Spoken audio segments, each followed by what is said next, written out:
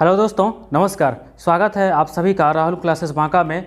और आज हम एक बहुत ही छोटी सी वीडियो, ज़्यादा समय की वीडियो नहीं होगी, ज़्यादा टाइम नहीं है इसमें। इस वीडियो में छोटी सी वीडियो है और एक छोटा सा टॉपिक है, इसीलिए हम इसको इतने कम समय के लिए बना रहे हैं। ठीक है, छोटा टॉपिक है, आपको देखने में भी ज़्यादा परेशानी नहीं होगा। ठीक है, जिस प्रकार से संविधान सभा की समितियाँ हुआ करती थी, तो उसके बाद में एक छोटी सी समिति है संसदीय समिति। कौन सी? संसदीय समिति। तो हम बात करेंगे संसदीय समितियों पर कि संसदीय समिति में जो कितने प्रकार की समितियां हैं, समितियों के क्या क्या कार्य होते हैं, वो सब हम देखेंगे। ठीक है, लेकिन मूलतः अभी हम समितियों की इसमें बात करेंगे। किस चीज़ की बात करेंगे? समितियों की। ठीक है, तो समितियां कौन कौन सी होती है? तो अपने प्रकृति के आधार पर संसदीय समितियां दो प्रकार की होती है। कितने प्रकार की होती है? दो प्रकार की। ठीक है, तो चलिए शुरू करते हैं। आप शुरू करिए। ठीक है, मॉन्टेग्यू चेम्सफोर्ड सुधारों के आधार पर 1921 से संसदीय समितियां अस्तित्व में आई थी। कब से? 1921 से मॉन्टेग्यू चेम्सफोर्ड सुधार के आधार पर संसदीय समितियां अस्तित्व में आई थी और जिन्हें निरंतर व्यापक रूप से प्रतिस्थापित किया जाता रहा है। ठीक है, और भारतीय संविधान के अनुच्छेद 105 में भी इन समितियों का जिक्र मिलता है। इन समितियों का जिक्र मिलता है। अभी हम तुरंत आपको बताएं कि अपने प्रकृति के आधार पर संसदीय समितियां दो प्रकार की होती है। कितने प्रकार की?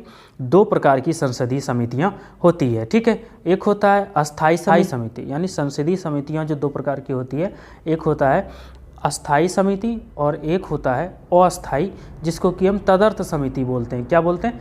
तदर्थ समिति बोलते हैं। ठीक है, तो अस्थायी समिति जो होता है, अगर हम अस्थायी समिति के बारे में बात करें तो अस्थायी समिति अस्थायी एवं नियमित समिति होती है और जिसका गठन संसद के अधिनियम के उपबंधों अथवा लोकसभा के कार्य संचालन के नियम कानूनों के अनुसरण के द्वारा किया जाता है। ठीक है, और इनका जो काम होता है, इनका जो कार्य होता है, वो अनवरत प्रकृति का होता है और इसमें बहुत सारी समितियां शामिल हैं। कौन कौन सी समितियां शामिल हैं देखते हैं। उसमें से आती है अस्थायी समिति में लोक लेखा समिति, प्राक्कलन समिति, सार्वजनिक उपक्रम समिति, SC व ST समुदाय के कल्याण संबंधी समिति, कार्य मंत्रणा संबंध समिति, विशेषाधिकार समिति और विभागीय समिति। कितने समितियों को हमने बताया? लोक लेखा समिति, प्राक्कलन समिति, सार्वजनिक उपक्रम समिति, SC ST समुदाय की कल्याण संबंधी समिति, विशेषाधिकार संबंधी और विभागीय समिति। ठीक है, ये अस्थायी समिति के अंतर्गत आते हैं। ठीक है, और अस्थायी या तदर्थ समिति जिसको हम बोलते हैं, वो है कि किसी प्रयोजन विशेष, किसी कार्य विशेष, यानी प्रयोजन विशेष के लिए जो समिति बनाई जाती है उसको तदर्थ समिति कहते हैं। कि इस समिति का ज़रूरत है, यहाँ पे ऐसे करना है, ये काम ऐसे करना है, तो उस समय हम एक तदर्थ समिति यानी अस्थायी समिति हम एक बना देते हैं। ठीक है, और कार्य पूरा जब तक हो जाता है और कार्य पूरा होने के बाद इसका अस्तित्व समाप्त हो जाता है, खत्म हो जाता है। ठीक है, और यह भी दो प्रकार की होती है, यानी अस्थायी या तदर्थ समिति भी जो है यह भी दो प्रकार की होती है। ठीक है, इसमें भी जाँच समितियाँ होती है, सलाहकार समितियां होती है, विभागीय अस्थायी समितियां होती है, तो ये सारी चीज़ें इसमें होती है। ठीक है, तो जांच समितियों के लिए जो समिति बनाई जाती है किसी तत्कालिक घटना की जांच के लिए बनाई जाती है। सलाहकार समितियां बनाई जाती है, किसी विधेयक वगैरह पे चर्चा करनी होती है तो सलाहकार समिति बना दी जाती है। अगर विभागीय अस्थायी समितियाँ होती है तो इस तरह की लगभग 24 समितियाँ होती है। ठीक है, 24 होती है और इस तरह के प्रत्येक विभाग में एक समिति अधिकतम 31 सदस्य के लिए 31 सदस्यों को लेकर के बन सकता है। मतलब एक समिति अगर बन सकता है, विभागीय जो अस्थायी समितियां होती है, विभागीय अस्थायी समितियां जो होती है, ऐसी समितियों की कुल संख्या 24 है। प्रत्येक विभागीय समिति में अधिकतम 31 सदस्य होते हैं। कितने सदस्य होते हैं?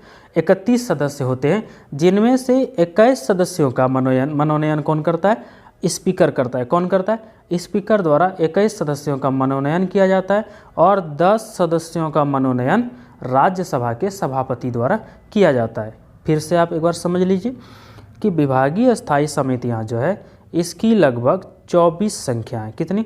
लगभग जो समिति है इसकी संख्या 24 है यानी 24 है, और इसमें अगर प्रत्येक विभागीय समिति अगर बनेगी तो उसमें 31 सदस्य होते हैं, यानी 31 मेंबर उसमें होंगे। और इसमें 21 सदस्यों का जो मनोनयन होता है वो लोकसभा के स्पीकर द्वारा होता है, और जो 10 सदस्य होते हैं उनका मनोनयन राज्यसभा के सभापति द्वारा किया जाता है। ठीक है, ध्यान रखेंगे।